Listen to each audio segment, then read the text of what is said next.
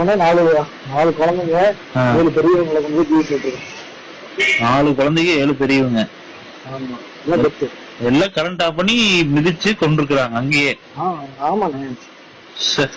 உங்களுக்கு என்ன டைம் சொல்றாங்க கல்வி தமிழ் தூக்க பார்ப்பாங்களா? ஆனா தூக்குல இவங்க யாரும் வயிற்றுல மிதிக்கிறாங்க, போட்டு கைவால மிதிக்கிறாங்க. இப்ப ஒருத்தர் மிதிச்சாலும் கொஞ்சம் கொடுத்துட்டு ஓடுறவங்கன்னு சொல்லலாம். ரவுண்ட் வெட்டி மிதிக்கிறாங்க.